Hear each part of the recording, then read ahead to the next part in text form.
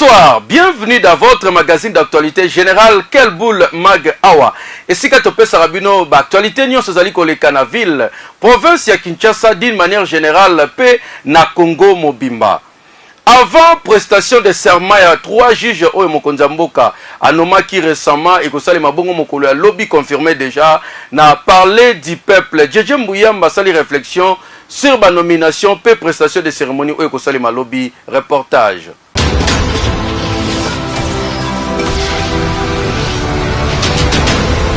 Confirmé pour le mercredi 21 octobre 2020, prestation ya serment, il y a 3 juges ya cour constitutionnelle. Oyo bazalaki bongo nommé par chef de l'État, son excellence Félix Antoine Tshisekedi Tshilombo. Cérémonie oyo ekosalema na salle ya congrès ya palais du peuple, selon correspondance oyo présidence de la République et adressaki bongo na 2 chambres ya parlement. Kasi esengeli koyeba ke cérémonie oyo ba grand absent et kozala bongo ba président ya 2 chambres ya parlement, encore moins premier ministre oyo azali bongo chef ya gouvernement, ndenge bazali kolobake nomination ya 3 juges oyo esalemaki avec irrégularité, yango balobi embadi bakokota na bango makambo yango te. Quand bien même prestation ekosalema bongo devant chef de l'État oyo azali bongo garant ya nation, kasi question estikali ya koyeba ke nani nde ako présider cérémonie solennelle oyo. Face à cette situation, crise interinstitutionnelle est commis inévitable entre présidence de la République, parlement et gouvernement. Alors, toyebi biso nyonso ke composition ya cour constitutionnelle ezalaka bongo 3 juges oyo bautaka bongo na désignation ya président de la République, 3 misusu bautaka bongo na parlement, pe 3 misusu ezalaka bongo conseil supérieur ya magistrature nde bapesaka bango. Awa prestation ya serment ya 3 juges oyo chef de l'État anomaki ekomi kobota bongo problème, le reste ekosuka wapi. Crise oyo soki persister ekopousser na chef de l'État à dissoudre parlement, alors que ba sénateur déjà na ngamu na bango ba adressaki correspondance na requête et interprétation ya article 158 na greffe ya cour constitutionnelle na likambo etali illégalité na nomination ya ba juge. Awa crainte ezali que Congo est se retrouvé dans la même situation que 1960 et sika premier ministre alongola ki président de la République, président Penangambu naye alongoli premier ministre, conséquence et memaki bongo armée azwa commande ya pays sous un coup d'état. Sen oyo ba congolais ba ko souhaiter komona yango lisusu te. Affaire à suivre.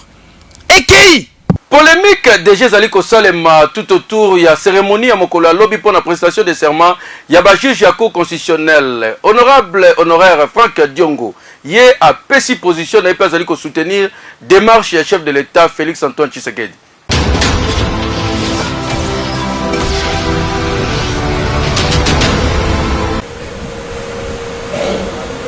Et le but est que ba benga congrès ba député na ba sénateur na congrès ndé bango nde bazo organiser prestation de serment eza bongo te. De confusion bato akabila ba tie na mito ya bato mabunda na tambema place bangeza boloko. Nde ba tie na mito ya bato lokola soko bazate changa loyenge prestation de serment ko sala mato eza légalité. Nyonso wana il faut que longola confusion ba tie na mito ya bato na ozo peso article yango mobeko kuto yango ko tokozo yango mais bomebeko kuto yango yo mobeko kuto yango article nango eza article 10 article yango yo oyo etalisi prestation de serment oyo etalisi nyonso azolobana wana. Donc moyen moko prestation de serment esalema te eza te nyonso etosi mibeko eza nzela mibeko. Donc prestation de serment ekosema lobi mais programme wana epesami ekosema na avant midi. Non, yo comprendre te, c'est ça erreur bango basali. Eza plénière te. C'est-à-dire que ezali ordre du jour ekokomama te. Il n'y a pas d'ordre du jour. Ordre du jour ezate, plénière ezate, quorum ya ko décider ezate, quorum pour siéger ezate. Nombre ata député moko kaye, sénateur moko kaye ici. Vous allez comprendre. Donc ata muto ya bureau ezate. Baza ba invité. Vous allez comprendre. Donc c'est le protocole d'État qui fait le programme. Ça le exemple manifestation moko C'est comme ça qu'il faut considérer ça. Ça n'a rien à voir avec le fonctionnement du Parlement. Ça n'a rien à voir avec le règlement intérieur à Parlement et à Congrès. Italie plénière à Parlement. Côté naïe, honorable honoraire aussi, Yves Kisombe, membre pe cadre FCC, membre PPRD, yépe à réagir pour na koloba ke mokonzi mboka, ba nomination na wana et violer constitution.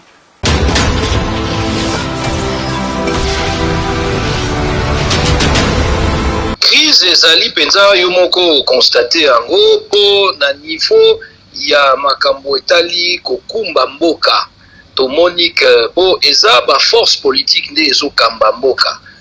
Chef de l'État auti na force politique moko les lois à institution ya mboka ye mutu il faut à zala garant ya bon fonctionnement ya ba institution. Kosa la prestation de serment sans assemblée, sans sénat mibeko et boyi yango mobeko ya cour constitutionnelle et boyi yango po elobi que assemblée na sénat eza exigence eza oyo mobeko esengi pena ya motuya il faut bazala il faut plénière ezala convoquer mais moyen mabunda na tambwe basala yango ezali te po bango bayebi que ba ordonnance wana eza anticonstitutionnelle eza irrégulière esalemaki na ndenge ya malamu te toza wana pona kosunga mokonzi mboka en tant que ba républicain yango wana to yebisiye même na niveau ba famille politique na biso opposition na biso ezandengwana na PPRD na FCC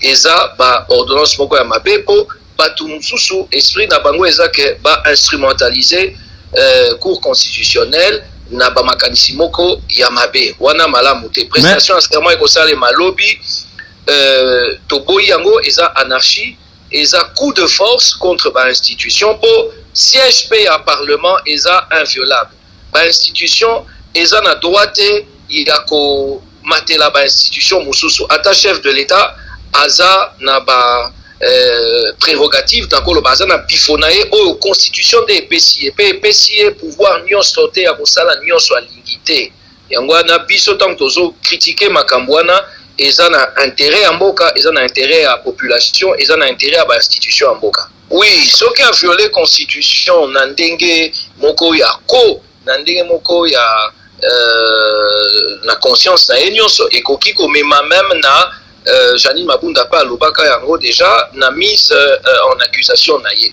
kasi tokanisaki que solution eko monana mais tomoni que baza kaka na esprit ya kosala makambo na ko pe na ndenge ya makasi. Il faut koyeba ke FCC côté na bango basala ki réunion stratégique monene osangisaki ba cadre na ba député oyo ba annoncer que lobby bango bakozala na cérémonie à prestation de serment ya ba juge ya cour constitutionnelle tozonga avec force d'état côté ya IDPS secrétaire général Augustin Kabouya ya sangisaki bango ba combattant pona koloba nyonso zali ko salema tout autour ya chef de l'état surtout pona ba nomination ya ba juge pour cérémonie oyo et ko salema mokola lobby.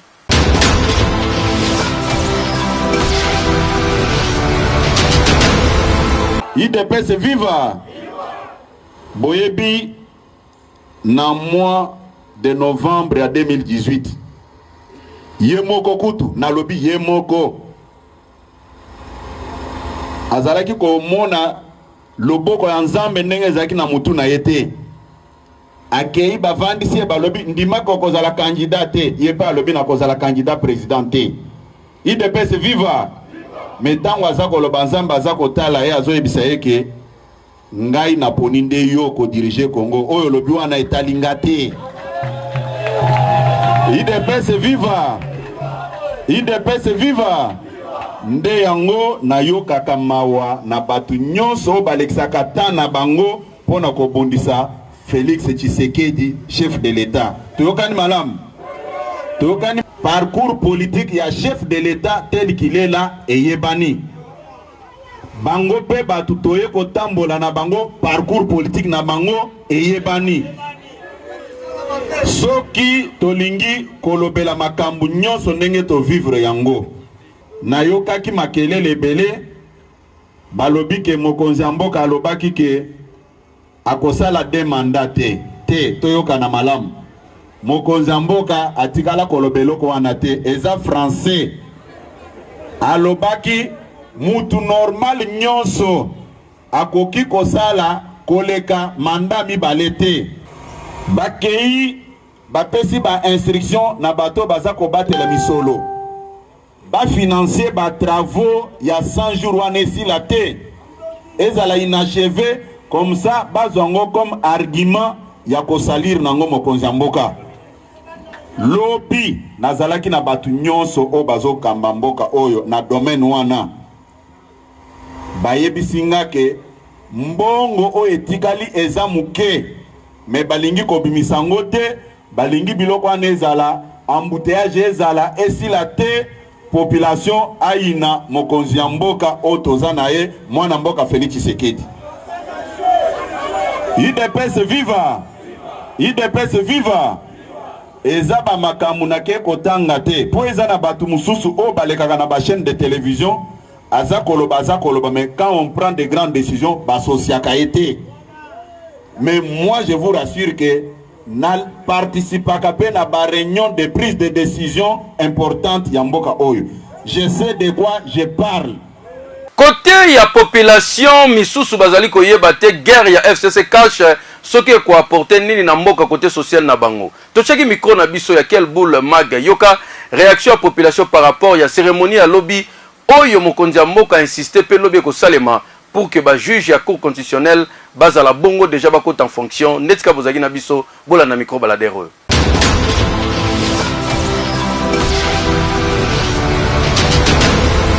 Président mokonzi ya mboka Félix Tshisekedi a violé constitution T. A salé lango conformément à la loi et puis la constitution na biso mibeko na biso ndenge sengeli. La haute cour oyo ezotala makambo ya constitution eza cour constitutionnelle. Après ça déjà vu na yeke mokonzi ya mboka a violé T. Ba interprétation ya batwa mususu wana oyo ke a violé T, non. Le président atikalika na kati ya mibeko, il a bien respecté la loi. C'est conforme. Kozala vraiment na ndenge ya mabe soki ba de président ya institution wana baza présenté. Et kozala mabe eko même biso d'ailleurs na dissolution ya parlement. Soki bango baza te. Baza obligé, il faut bazala na cérémonie wana. Je crois que c'est une cérémonie organisée dans la présidence de la République. Là, nous avons remarqué il y a une guerre qui est en train de se créer entre FCC et la CACH. Vous voyez, le FCC et les CACH sont en coalition. Au lieu de travailler pour le peuple, nous avons l'impression qu'ils sont là pour les intérêts. On a souvent l'impression que le CACH veut assurer ses intérêts. Assurer ses intérêts comment? Assurer ses intérêts comment? Par exemple, lorsque le CACH veut contrôler la Cour constitutionnelle, ça se voit clairement que le CACH veut contrôler la Cour constitutionnelle. Maintenant, lorsqu'ils veulent contrôler la Cour constitutionnelle, maintenant, où est l'intérêt du peuple en tout ça? Vous voyez, on ne tient pas compte de l'intérêt du peuple. Tout le monde veut assez qu'ils puissent donc garantir ses intérêts parce qu'ils savent que ce qu'on contrôle la Cour constitutionnelle, au niveau des élections, c'est la Cour constitutionnelle qui confirmera l'élection au niveau présidentiel. Vous voyez, dès lors qu'au contrôle Cour constitutionnelle, tu as une assurance de gagner l'élection. Tu as une assurance sur le candidat président de la République. Vous voyez, maintenant moi je me demande, intérêt à peu pesable. Vous voyez, donc c'est des coalitions. C'est pourquoi il y a des personnes qui disent que coalition, ça ce n'est pas pour la République. Président déchu, assemblée provinciale, il y a Congo central. Honorable Matoussi la kene kokuta na bona Alexis Tambwe Mwamba pona kolela coup d'état oyo basalié na Jean-Claude Mvwemba.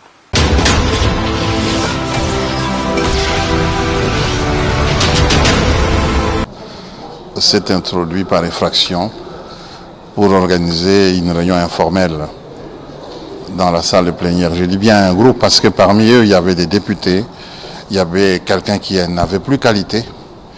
Il y avait deux autres députés qui étaient en instance de régulariser leur retour de droit.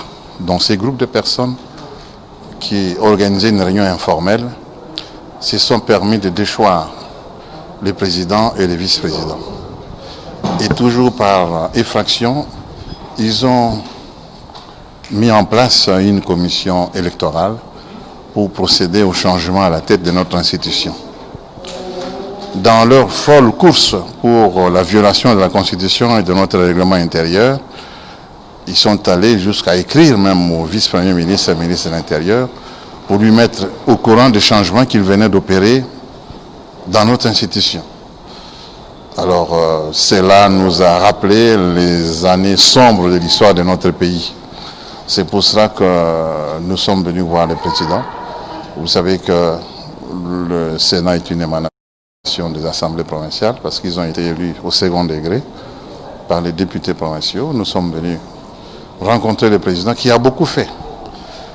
Au début de cette crise, lorsqu'il y a eu le scandale de Mimigate, nous sommes venus voir le président. Le président a même adressé une lettre auprès du Premier ministre pour lui demander que le gouvernement accompagne l'exécution de l'arrêt de la Cour constitutionnelle. Nous sommes venus le voir pour lui informer de la situation qui prévaut au sein de notre institution, afin que, comme institution, le Sénat peut nous aider à résoudre cette crise. Voilà la raison de notre visite chez le président. Le président, il ne peut que nous accompagner. Cela rentre dans le cadre de sa mission et il nous a permis son accompagnement. Il va s'impliquer pour que l'ordre puisse revenir dans notre... Mama Boyika na quartier Tchad de commune ya Mongafula, tel mazama kasi, ye article 15 ne boko kondimate. Akenda kotoka mai po ya kotekela batu mususu kaka na Kinshasa oyo po alesa libota na ye kokamwa.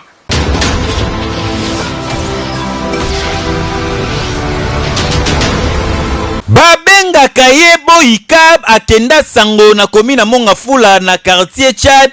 Mama o bozali komona ye azali pomba po musala salaka tous les jours ezali bongo ya koteka mai. Kasi mai yango lokola na quartier ezalaka pasi, Régie des eaux abosa na quartier yo po robinet ata moko ezalaka te.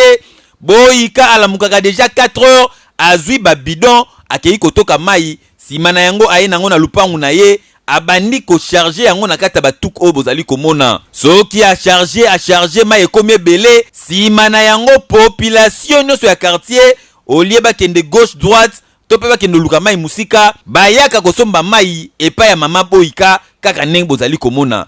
Bidon ya 25 litres eteka magana 500 francs congolais, ya 5 litres 200 francs congolais oboyo tiki po mama Boyika autaka nango musika yoka communication na ye. Asala soki na kiti mai na toki na olamuka air mususu 3 heures na bosani air nazo matisa mai butu ti to koma 5 heures bato baya ko salisa misala soki bayebi déjà que place bato ka mai yao bakoya na bandi ko somba mai yango pe na tangiseli nazo tangisela bandi yango pe sungaka na eloko ya kolia o bato za ebele mai na se kuna to kenda kozwa mai na lubuwa kumusika makasi to bandi ko matisa po soki oke retard po kuta mai tena kenda na ba bidon na nyonso na toki na bandi ko matisa ba mai kaka mai papa mtu pesa nga pass soki batieli biso mai nde problème ezate yango totuni awa na Kinshasa. Régie des eaux musala mapapa na ndenga kosakana te.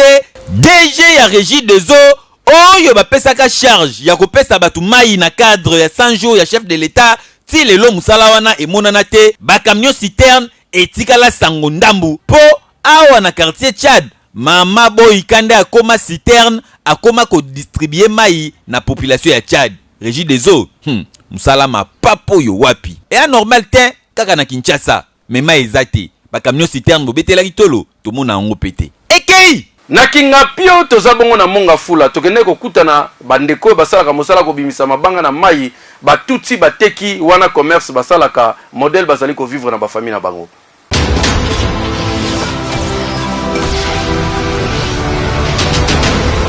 Ndeko o bozali komona musala na bango principal ezalaka bongo ya koluka bongo bakayas kotuta yango to pe koteka po permettre bongo na bato batongaka bongo bandaku basala yango kitoko yo wapi babandaka déjà na tongo baye awa na lieu de rencontre na bango ndenge bozali komona bango bavandi awa bazali kopesa na mbote na mupanzi nzungu atie ezali kotoka mutu na kopo na esima atieti na ye bazali komela bazali kobule ndenge nini baosala musala na bango bazo beta pe masolo ya politique ya mboka. Soki basilisi ba changer teni ba koti na kati ya rivière pona koluka mabanga ya kokamwa ezali technicité o bazali kolukela yango mabanga oyo pardon bolukela yango kombo mutu adindi ye nyonso na kati ya mai lokola azali kobeta nzoplo maboko na kati azali koluka kobenda kayas kobenda ti mwelo kobima libanda bache ya kote na mupanzi soki bazwi mwelo ya munene baluki babirin babandi ko kabola yango ande kaka nde bozali komona boye po permettre bango ba memango kitoko tina ngambo mai musala oyo yango basalaka tous les jours et permettra bango bateka mabanga oyo pe ba vivre yoka communication na bango. Difficulté na musala oyo ezali tozanga ka matériaux oyo poto zo yango eza un peu difficile talaka buzwi eza pasi mosala yango oyo mpe tosala yango mingi alors que soki aide ezali moto ako aide biso mosala moye totika yango eza ti mpo mai oyo eza ya biso comprendre eza donc wuta kuna ti ekenda eza ya biso soki biso toyebaka mai te moye toya kobuka mabanga na luka ya eza te me mai oyo eza ya biso ozomona alors que yango nde mosala oyo papa tosala yango mingi natangisi bana mibale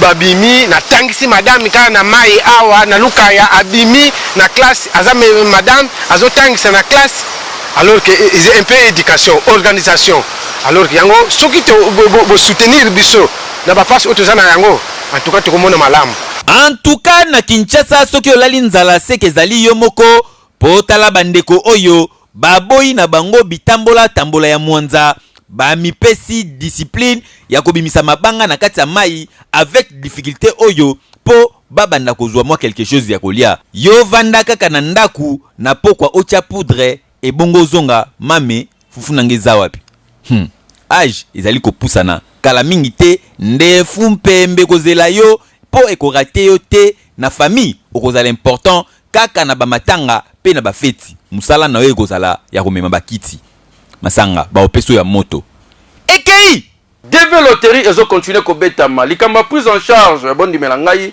soki obeti DV Loterie na ba cyber café Jafar Monsieur Amania komema obongo na États-Unis d'Amérique likamba prise en charge ya sala kango pe akebisi bino boke na ba cyber OT bazali kokosa bino sans passeport mo beta DV Loterie ezalité.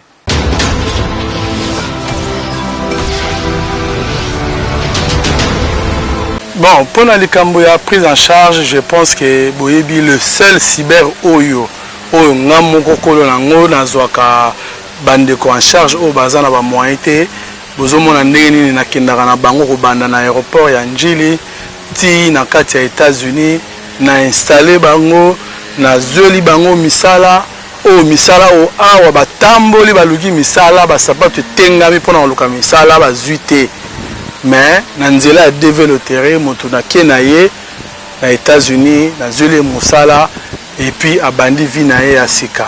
Donc pour la prise en charge nazawana pour la bino bato oyo bosali cyber café Jafar confiance au luki juste kozwaka passeport na yo pour ya obeta DV et so obeti DV ata famille ba moyen zate bo se déranger te pour na oteka lupango cyber café Jafar ezawana et kozwa yo en charge na dossier na yo ko banda ibandeli tina suka. Donc kobanda ko oyo mukolo kaka oyo gagner yaka komona cyber café Jafar tozawa na pona bino na kozao en charge bande bandeli tisuka ozu visa na yo après na memi na kati ya États-Unis tango obanda mosala nde obandi kozongisa sikoyo mbongo oyo cyber et dépensaki pona yo pona ba heure na biso oyo tofungolaka ezali kobanda na 8h du matin jusqu'à 21h na ba heure wana nde ba cyber café Jafar efungwamaka awa na Kinshasa pe na Brazzaville. Na Kinshasa toza na 4 cyber oyo moko ya liboso ezali na bon marché oyo esali lelo 19 ans cyber oyo esali 19 ans na makambo ya DV Loterie cyber café Jafar na bon marché tokangami na Robank so komika na bon marché otuni cyber café Jafar oyo bato nyonso tout bayebi ba taximen nyonso tout oyo bayaka na bon marché so koyebisaka cyber café Jafar baroya keba ba cyber mususu eza wana baye kotsa pene na biso kaka po babenda bino mais faut tala bien bakomi cyber café Jafar place restaurant DFC zali pene ya Robank wana na bon marché soki boke na Tchango toza wana juste na boulevard Lumumba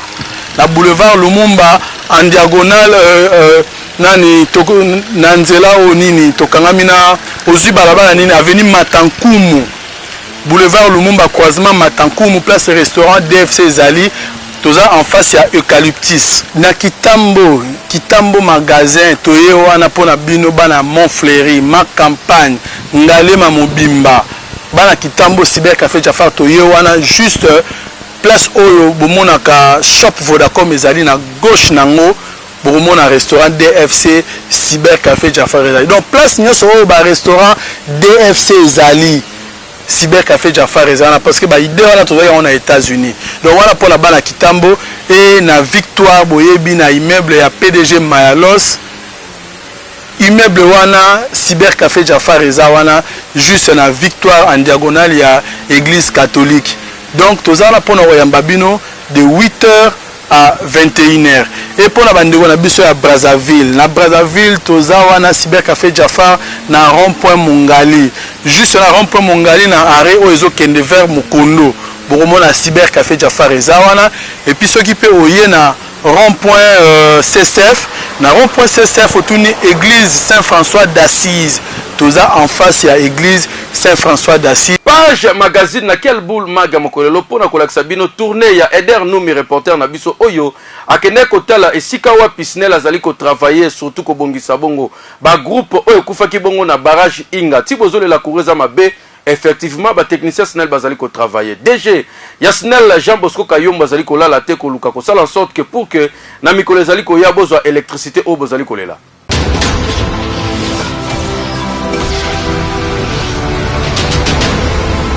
Population ya Kinshasa balembi molili courant ezo katana na ndenge ya ko sakana te bazoya bateni ni basala. Depuis fin ya mois ya septembre, population bazo continuer kolela. Babone à SNEL bazo bate nini ezali koleka po courant ebe baboye. Cause nango yango yo awa. Tozali na Congo central na barrage Inga esika wapi problème ezali. Ba machine mibale mokoka etombaki bongo en panne ezali bongo groupe 16 na groupe 24 oba bengaka G16 na G24. Na centrale ya Inga D, esika wapi groupe 24 oyo produisaka bongo 130 MW, soit près de 1/3 ya consommation. Oyo ville province ya Kinshasa bazwaka yango nezali ko poser problème parce que groupe ezwaki panne SNEL la bandaki déjà ko travailler depuis.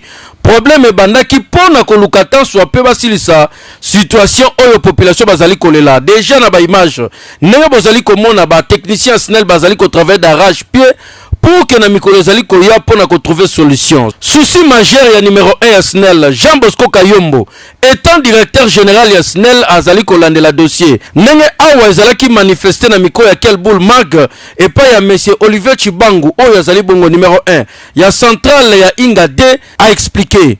Bon, groupe 24 et Télémipo ezui bon naza pe makasi minute la linga na mena obunda ezui kokoso, c'est-à-dire quoi machine na biso esalelaka mai. Mais mai yango to memaka ngo pamba te ezana nzela oyo mai elandaka.